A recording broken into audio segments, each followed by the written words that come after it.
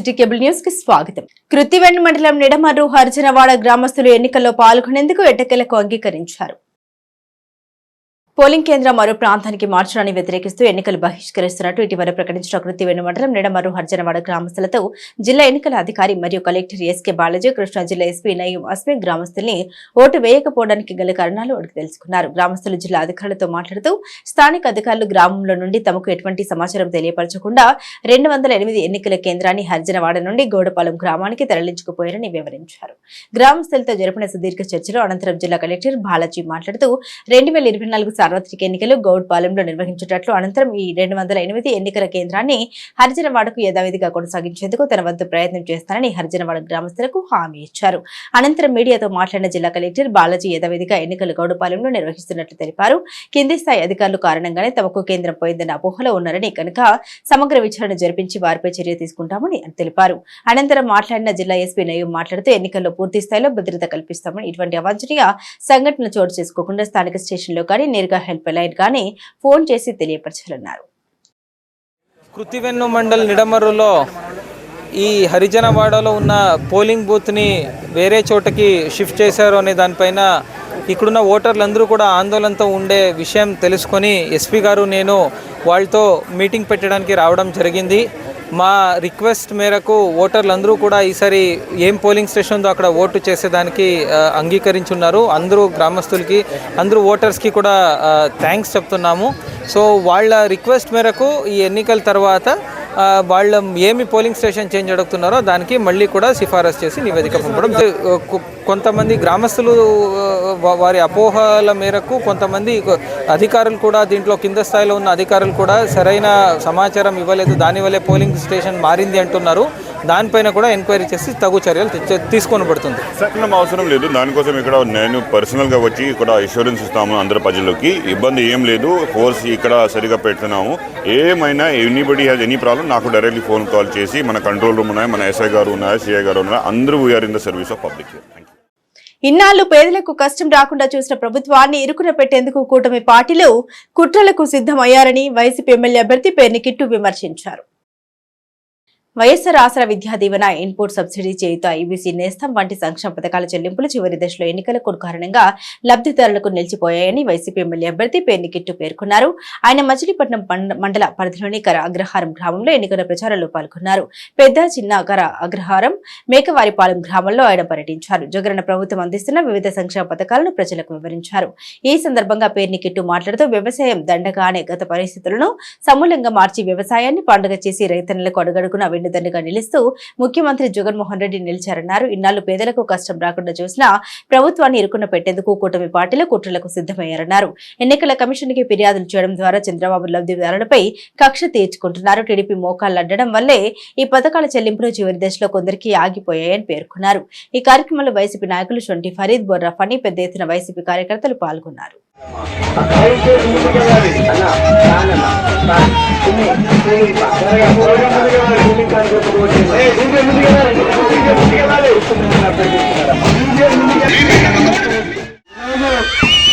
మీరు ఇంట్లో దేవుడికి దండం పెట్టుకున్నప్పుడు ఒక్కసారి మీ మనసును అడగండి, క్యాంబల్ గారికి మంచి చేసింది ఎవరు? ఆ మంచి చేసింది ఎవరో మంచికి తెలిస్తే ఓటేసే టైంలో మీ మనసును అడగండి. ఈ మనసు ఏం చెప్తే వచ్చేయండి. నేను పథకాలు వేసాం కాబట్టి ఓట్లు వేయండి అని అడగట్లా, మీ మనసును అడగండి. మీకు దగ్గరగా ఎవరున్నారు?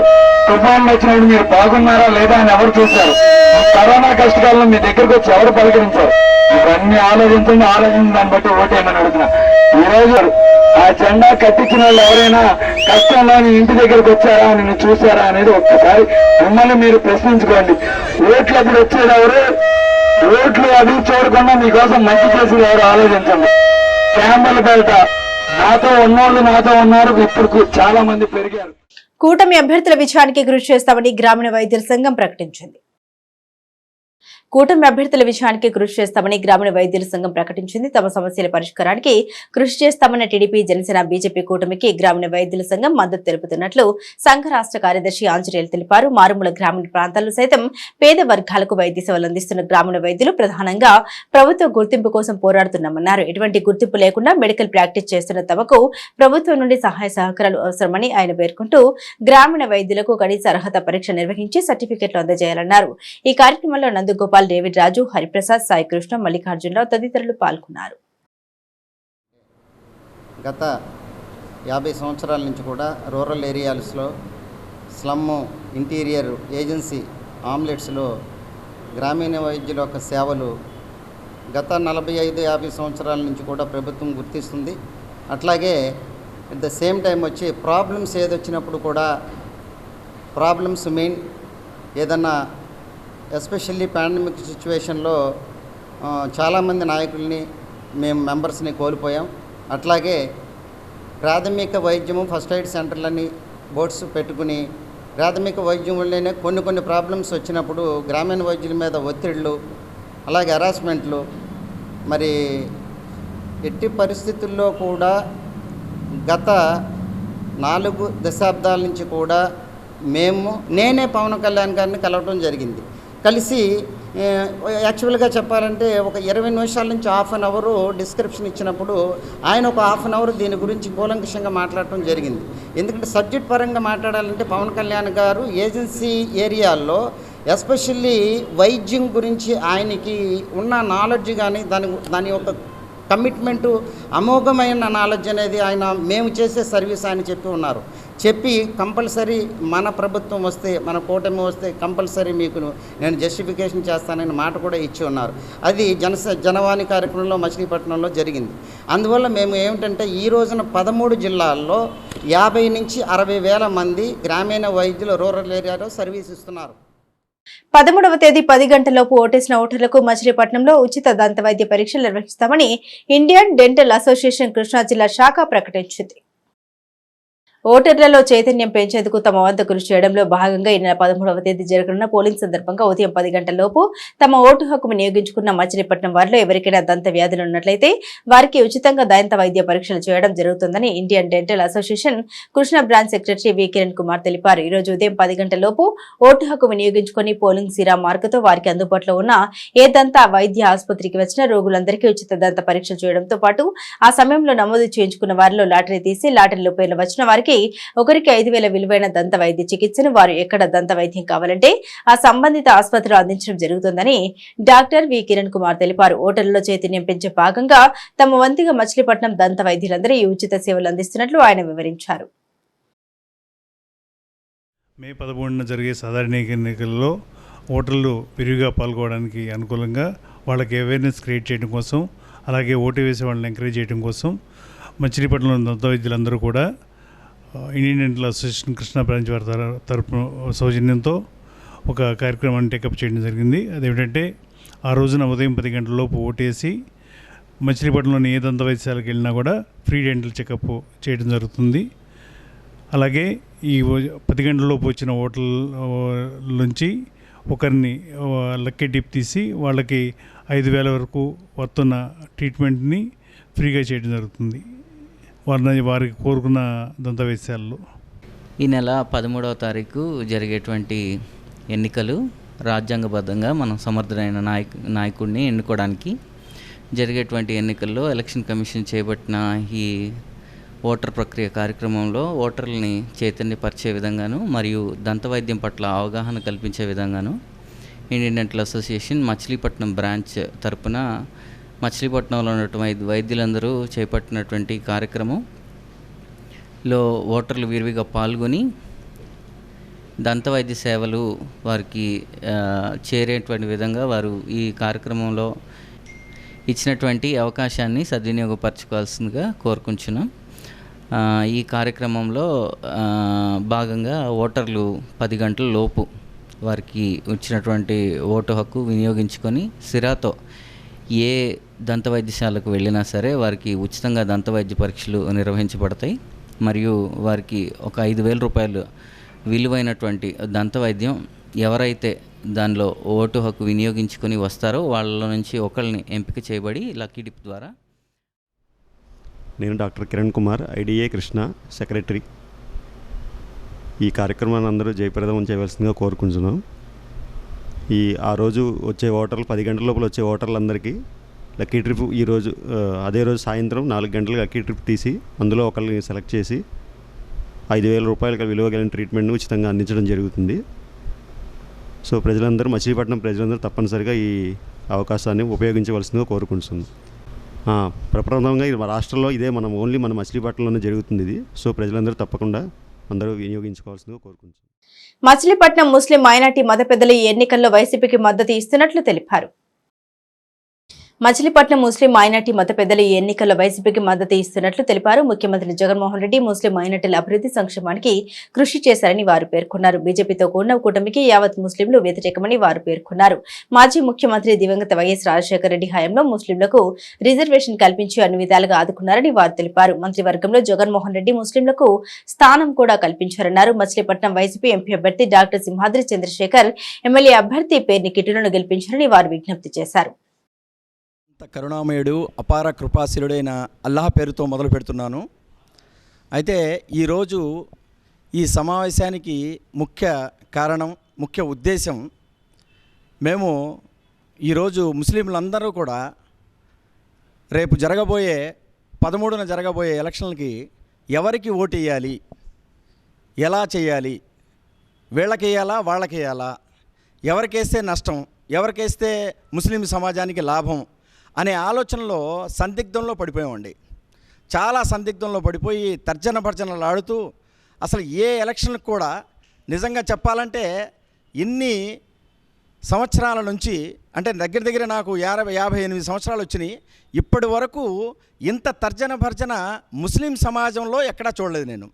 అంటే దేశవ్యాప్తంగా ఇదే ఉంది.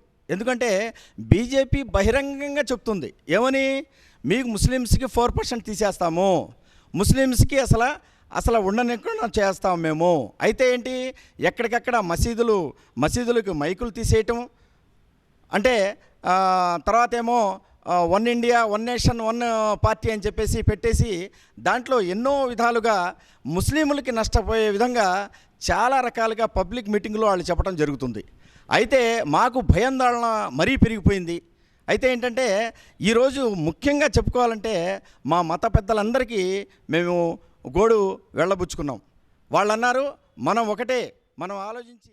ముఖ్యంగా నేను మాట్లాడేదంటే రాజశేఖర రెడ్డి గారు పెట్టిన 4% వలన నా ఇంటిలో నా కూతురికి నా అల్లుడికి 4% తరపున సచివాలయాల్లో ఉద్యోగాలు వచ్చాయి. మరియు నా 3వ కూతురికి గవర్నమెంటు ఒక ఇల్లు కేటాయించి ఆ ఇల్లు కట్టుకోవటానికి డబ్బు అంతా ఇచ్చింది. అలా ప్రతి ముస్లిం సోదరులు చాలామంది మైనార్టీలకి రాజశేఖర రెడ్డి గారు పెట్టిన భిక్ష 4% వలన ముస్లిం సోదరులందరూ హ్యాపీగా ఉంటున్నారు. ఈరోజు ప్రతి ముస్లిం సోదరులు ఏం చెప్తున్నారు, ప్రతిసారి వాళ్ళ కుమారుడైన వైఎస్ రాజశేఖర రెడ్డి గారికి ఈసారి ఫ్యాన్ గుర్తుకి ఓటు వేసి గెలిపించుకుందామని సైలెంట్ ఓటు మీద చాలా సీక్రెట్గా ఉన్నారు. పైకి ఎటువంటి పార్టీలు ఉన్నా సరే వాళ్ళు నిర్ణయం తీసుకున్నది ఏంటంటే ఎవరి వల్ల లాభం వచ్చింది ముస్లిమ్స్కి, వాళ్ళ వల్లనే మనకి లాభము, ఆ రకంగా పోతున్నారు.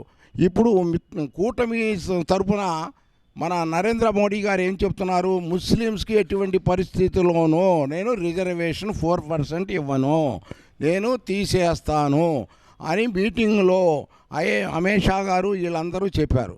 చెప్పిన దాన్ని బట్టి అది నిజమో ఫేకో తెలియదు, పబ్లిక్గా వస్తుంది. చాలా ఇదిగా ఉండేది.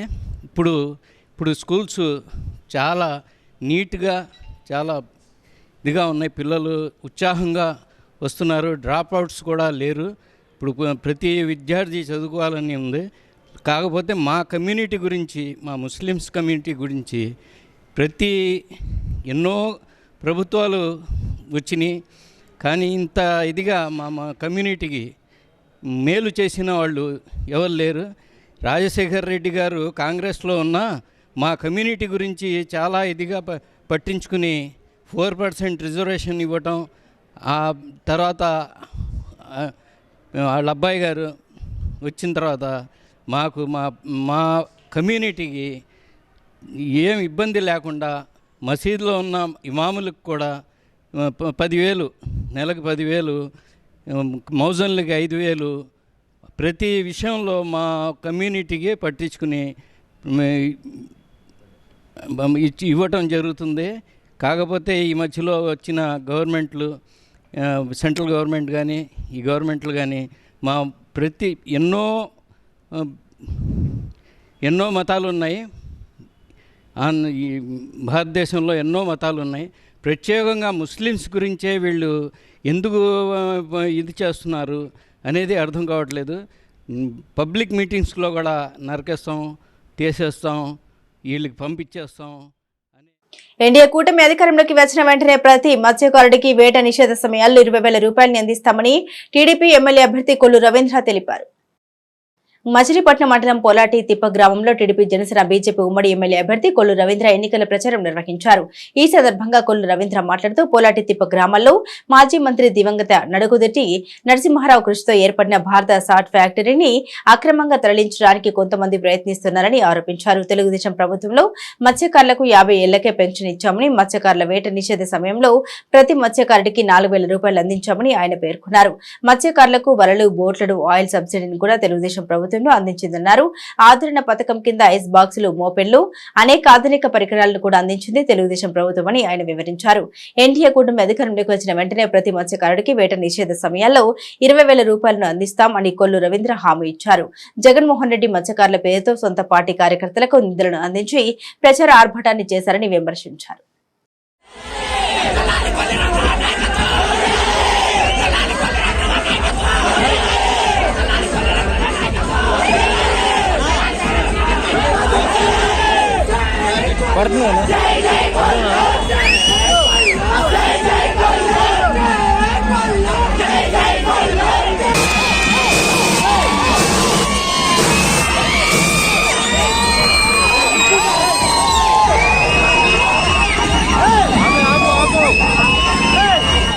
తన ఇంట్లో పనికి వచ్చినట్టుగా ఫీల్ అవుతాడు. గ్రామంలో పోలాడు తిప్ప గ్రామంలో ఎవరికి పని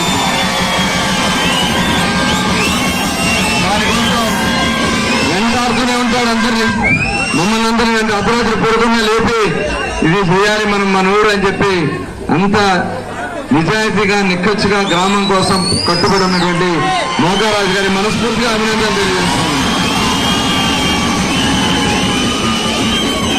అలాగే పెద్దలు మరి మనందరికీ కూడా ఆప్తులు బందర్లో మేమందరం కూడా ధైర్యంగా గర్వంగా చెప్పుకునే మన మోకా సాయిబాబు గారు,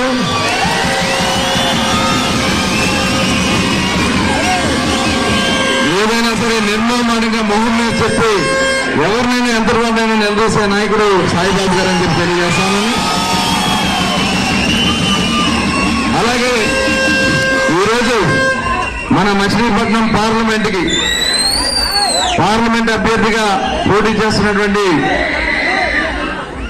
మన మీద ముఖ్యంగా మన తీర ప్రాంతంలో గతంలో కూడా ఆయన ఎంపీగా చేసినప్పుడు అవినిగడ్డ కానీ అదేవిధంగా బాపట్లో కానీ తెనాలిలో కానీ మన వాళ్ళందరూ కూడా చాలా ప్రేమాభిమానంతో చూసుకుంటూ మన సమస్యలు తెలిసిన వ్యక్తి బాలశౌరి